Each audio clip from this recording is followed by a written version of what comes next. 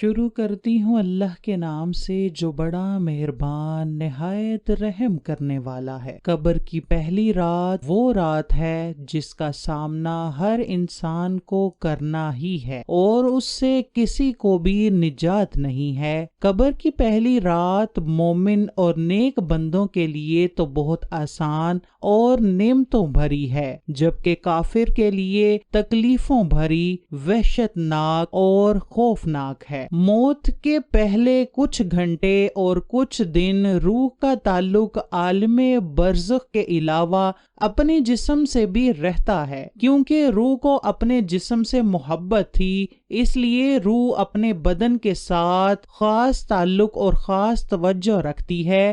غسل اور دوسرے امور سر انجام دیتے وقت روح اپنے بدن کے ساتھ رہتی ہے، اور قبر میں دفن کرتے وقت روح خود کو قبر میں دیکھتی ہے۔ جیسے ہی مردے کو دفن کر دیا جاتا ہے تو قبر کی پہلی رات کا آغاز ہو جاتا ہے، اور یہ رات بہت سخت رات ہے، اس سے کسی کو نجات نہیں ہے۔ حضرت امام صادق کی روایت کو اگر ہم مد نظر رکھیں تو مسلمان حکمہ کے نظریے کے مطابق قبر اور وہاں پیش آنے والے تمام احوال عالم برزخ ہیں، اور اس نظریے کے مطابق قبر میں داخل ہونا اور قبر کی پہلی رات کا آغاز اس وقت سے ہی ہو جاتا ہے جب انسان کی روح قبض کی جاتی ہے، اور بدن کے خاک میں دفن ہونے سے اس کا تعلق نہیں، کیونکہ وہ لوگ جن کے جسم دفن نہیں ہوتے، مثلاً جو جل کر مر گئے یا جنہیں کوئی درندہ کھا گیا یا جو ڈوب کر مر گئے، تو ان کی پہلی رات کیسی ہوگی؟ اس بارے میں امام طبری بیان کرتے ہیں کہ حضرت امام حسن عسکری کے پاس ایک شخص آیا اور اس نے سوال کیا کہ جو لوگ جل کر مر جاتے ہیں یا ڈوب کر مر جاتے ہیں یا جن کو کسی بھی وجہ سے دفن نہیں کیا جاتا، تو ان کی قبر کی پہلی رات کیسے گزرے گی؟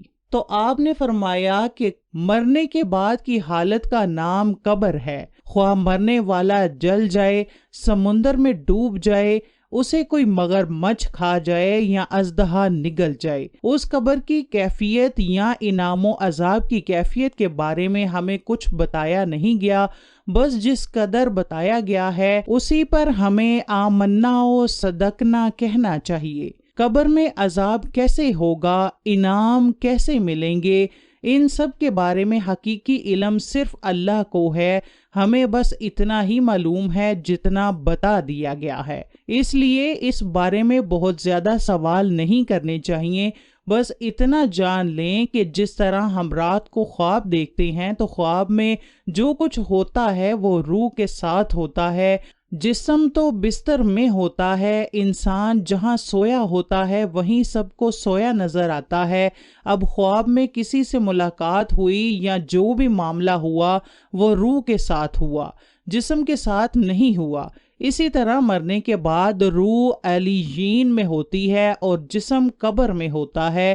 اب جسم اور روح کا تعلق اس وقت بھی اسی خواب کی طرح ہوگا، جسم کہاں ہوگا یہ تو اللہ ہی خوب جانتا ہے۔ روح بہرحال اپنے اپنے اعمال کے مطابق علیین میں ہوگی یا سجین میں ہوگی۔ اب بات کرتے ہیں قبر کے بارے میں۔ اس بارے میں حدیث پاک سنن ابو داؤد میں ہے، مسند امام احمد مشتات میں المستدرک الحاکم کی حدیث ہے۔ حضرت برہ بن عازب بیان فرماتے ہیں کہ ہم رسول پاک صلی اللہ علیہ وسلم کے ساتھ ایک انصاری کے جنازے میں شریک ہوئے۔ ہم جب قبر پہنچے تو لحد ابھی تیار نہیں ہوئی تھی، لحد ابھی تیار ہو رہی تھی۔ ہم حضور پاک کے پاس بیٹھ گئے، جو میت کے سرہانے بیٹھے تھے۔ ہم نے دیکھا کہ حضور پاک کبھی آسمان کی طرف دیکھتے اور کبھی لحد کے اندر دیکھتے جو تیار ہو رہی تھی۔ 3 مرتبہ ایسا کرنے کے بعد حضور پاک نے اس طرح دعا مانگی، اے اللہ میں عذاب قبر سے تیری پناہ چاہتا ہوں۔ پھر حضور پاک نے فرمایا کہ جب مومن کی موت کا وقت آتا ہے تو آسمان سے سورج کی طرح چمکتے ہوئے چہروں والے فرشتے نازل ہوتے ہیں اور جنتی لباس اور جنت کی خوشبو لے کر اترتے ہیں، اور حد نظر تک مرنے والے کے سامنے بیٹھ جاتے ہیں۔ پھر ملک الموت تشریف لاتے ہیں اور وہ اس کے سر کے پاس بیٹھ جاتے ہیں اور کہتے ہیں کہ اے پاکیزہ روح، اپنے رب کی رضا اور اس کی مغفرت کی طرف چل۔ تو بندہ مومن کی روح اس طرح آرام سے نکل جاتی ہے جیسے اگر مشکیزے کا منہ کھول دیا جائے تو پانی اس سے آرام سے بہہ جاتا ہے۔ جب ملک الموت روح نکال لیتے ہیں تو فرشتے پلک جھپکنے کی مہلت کے اندر روح ملک الموت سے لے کر اسے جنت کے لباس میں لپیٹ لیتے ہیں اور جنت کی خوشبو اسے لگا کر آسمان کی طرف جاتے ہیں، جہاں اس روح کا آسمان کے ہر درجے میں استقبال کیا جاتا ہے۔ اس نیک روح کے لیے آسمان کے دروازے کھول دیے جاتے ہیں، اور جب یہ روح 7ویں آسمان تک جاتی ہے تو اللہ تعالیٰ فرماتے ہیں کہ میرے نیک بندے کا نامہ ایمان علیین میں لکھ دو۔ علیین اور سجین 2 مقام ہیں۔ ایمان والے نیک لوگوں کی روحیں علیین میں ہوں گی اور کافروں کی روحیں سجین میں ہوں گی۔ پھر اللہ فرماتے ہیں کہ اس کی روح واپس اس کے جسم میں لوٹا دو، مگر روح کا یہ لوٹنا پہلے کی طرح نہیں ہوتا، یعنی یہ نہیں ہوگا کہ اب کی بار جو روح لوٹے گی تو واپس اٹھ کر بیٹھ جائے گی، بلکہ اس بار یہ سب کچھ برزخی معاملات میں ہوگا۔ پھر جب جسم کو قبر میں دفنایا جاتا ہے تو فرشتے میت کے پاس آتے ہیں جو اسے بٹھا کر سوال کرتے ہیں کہ من ربو کا، یعنی تیرا رب کون ہے؟ وہ کہے گا میرا رب اللہ ہے۔ دوسرا سوال کریں گے کہ تیرا دین کیا ہے؟ وہ کہے گا میرا دین اسلام ہے۔ پھر تیسرا اور آخری سوال ہوگا کہ وہ شخص کون ہے جو تم میں مبعوث کیا گیا، اس بارے میں تم کیا گواہی دیتے ہو؟ تو وہ کہے گا کہ وہ اللہ کے رسول حضرت محمد صلی اللہ علیہ وسلم ہیں۔ پھر تینوں سوالوں کے درست جواب دینے کے بعد اسے جنت کے بستر پر جنتی لباس پہنا کر سلا دیا جاتا ہے، اور جنت کی ایک کھڑکی اس کی قبر میں کھول دی جاتی ہے اور اس کی قبر کو تا حد نظر کشادہ کر دیا جاتا ہے۔ پھر ایک خوبصورت شکل والا بہترین خوشبو لگائے اور عمدہ لباس پہنے ایک شخص اس مرنے والے کے پاس آ جاتا ہے، تو اسے دیکھ کر مرنے والا پوچھتا ہے کہ تو کون ہے؟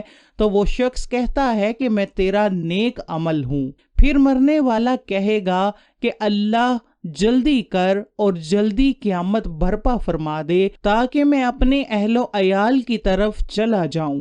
اسی طرح جب کافر، مجرم اور بدکار کی روح قبض کرنا ہوتی ہے تو کالی سیاہ رنگت والے فرشتے تا حد نظر مرنے والے کے پاس آ کر بیٹھ جاتے ہیں۔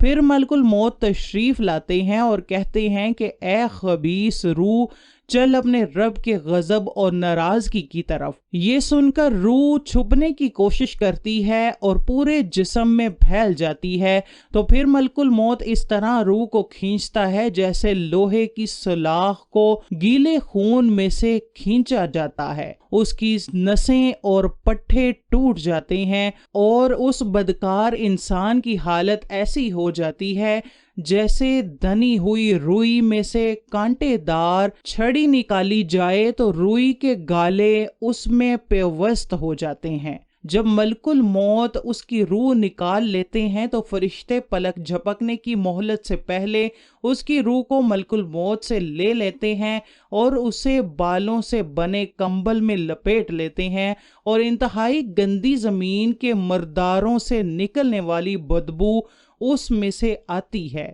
پھر فرشتے اسے لے کر آسمانوں کی جانب چلے جاتے ہیں۔ یہ فرشتے جہاں سے بھی گزرتے ہیں تمام فرشتے کہتے ہیں کہ یہ کس خبیث کی روح ہے؟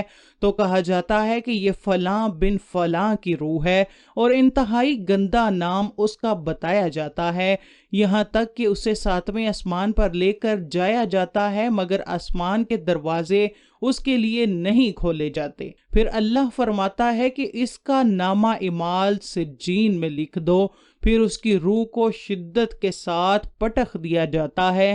حضور پاک نے فرمایا کہ اس کی روح کو وہیں سے پھینک دیا جاتا ہے اور وہ اپنے جسم میں آ کر گر جاتی ہے۔ پھر اس سے بھی سوال و جواب کا سلسلہ شروع ہو جاتا ہے۔ چنانچہ 2 فرشتے اس سے پوچھتے ہیں من ربو کا، یعنی تیرا رب کون ہے؟ اور وہ کہے گا ہائے افسوس، ہائے افسوس، میں نہیں جانتا۔ دوسرا سوال کریں گے کہ تمہارا دین کیا ہے؟ وہ پھر حیرت زدہ ہو کر کہے گا ہائے افسوس، ہائے افسوس، میں نہیں جانتا۔ پھر تیسرا اور آخری سوال ہوگا کہ وہ شخص کون ہے جو تم میں مبعوث کیا گیا، اس کے بارے میں تم کیا گواہی دیتے ہو؟ تو وہ پھر سے یہی کہے گا ہائے افسوس، ہائے افسوس، میں نہیں جانتا۔ پھر آسمان سے آواز آتی ہے کہ اس نے جھوٹ بولا، اس لیے جہنم کا بچھونا بچھا دو۔ پھر اس کے لیے جہنم کی طرف سے ایک کھڑکی کھول دی جاتی ہے جہاں سے جہنم کی گرم ہوا اس کی طرف آتی ہے، اور جنت کی ایک کھڑکی کھول کر اسے دکھائی جاتی ہے کہ اگر تو نیک اعمال کرتا تو جنت تیرا ٹھکانہ ہوتی، جس کے بعد اس کی حسرت اور بڑھ جاتی ہے۔ پھر اس کی قبر تنگ کر دی جاتی ہے یہاں تک کہ اس کی پسلیاں ایک دوسرے کے اندر دنس جاتی ہیں، استغفر اللہ، اور اس کی قبر میں اندھیرے بھر دیے جاتے ہیں۔ پھر ایک انتہائی قبیح شکل والا، انتہائی گندا لباس پہنے اور انتہائی بدبودار شخص اس کی قبر میں داخل ہوتا ہے۔ مرنے والا اس سے پوچھتا ہے کہ تم کون ہو؟ تو وہ کہتا ہے کہ میں تمہارے برے اعمال ہوں جو تم نے دنیا میں کیے ہیں۔ اب یہ بدکار انسان کہتا ہے کہ اے میرے رب، قیامت قائم نہ کرنا، اے میرے رب، قیامت قائم نہ کرنا۔ اللہ تعالیٰ سورہ یاسین کی آیت نمبر 52 میں فرماتے ہیں کہ یعنی جب قبروں سے نکالا جائے گا مجرموں کو تو وہ کہیں گے ہائے افسوس، ہمیں کس نے ہماری قبروں سے نکالا؟ تو اللہ فرمائے گا یہی ہے جس کا وعدہ رحمان نے کیا تھا اور رسولوں نے سچا